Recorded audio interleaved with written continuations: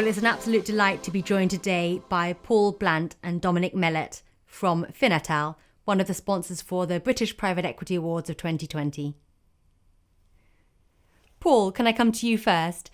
How important do you think awards and more generally promoting success within the industry is during challenging times?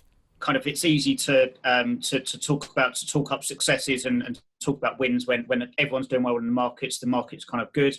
I think actually, people have been through a fairly tough time individually and collectively, probably over the last kind of 7 months or so. And I think actually being able to take the time to recognise the hard work that's gone in that time and before then, and still be able to kind of celebrate the kind of the relative successes and those businesses that have really proved resilient or done better than expected is great for the market, the industry, and those kind of individuals concerned.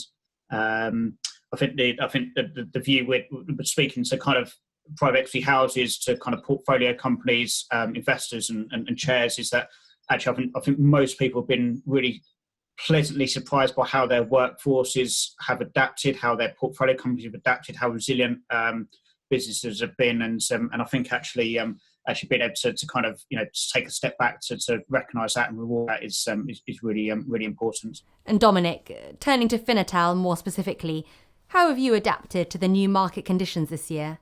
So look, I think the same with everyone else, we were kind of remotely working, and we probably haven't adapted as much as we probably had to.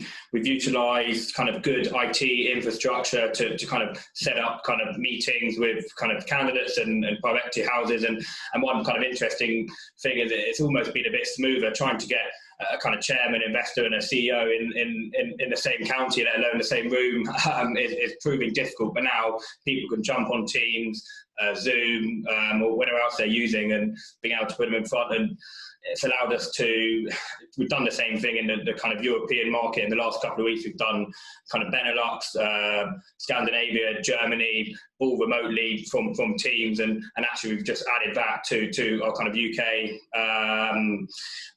kind of operation. We've seen some kind of pent-up demand as well for specific projects such as kind of carve-outs, and I think the public markets for some of the large cap funds are definitely interested in kind of IPOs. So that's something we've seen more of, and yeah, kind of going from there.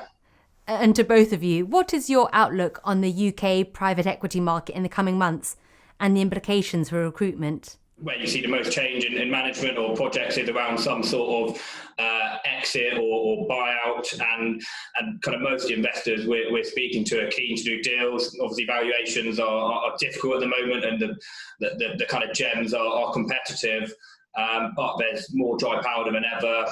Deals are happening, and I think you must have seen it now through kind of lockdown, people putting offers on a business where they haven't even met the company, all remotely, and when the deals go through, that is an opportunity for us to come in and either kind of strengthen the management team or replace them if and when necessary. What we're hearing generally in the mid-market in particular is still quite a buoyant approach on things. I think kind of existing portfolio businesses are seeing this as an opportunity to go and kind of do bolt-on acquisitions. We've seen quite a lot of that in things like managed services and software businesses, and kind of from a first-time buyout side. I think actually the change in CGT and kind of perhaps owners wanting to de-risk as well has meant that actually I think you'll still see a good amount of kind of deals.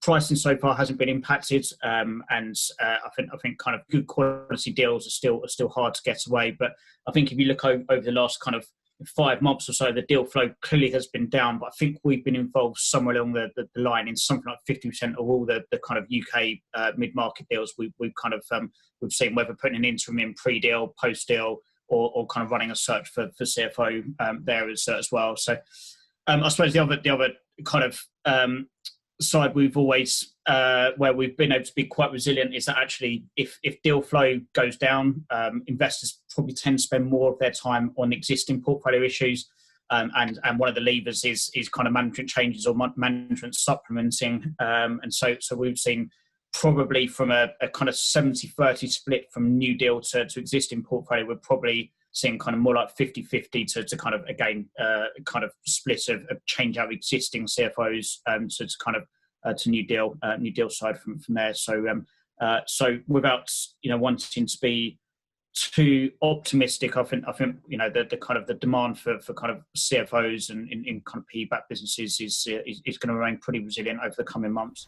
Dominic and Paul, thanks so much for talking to me.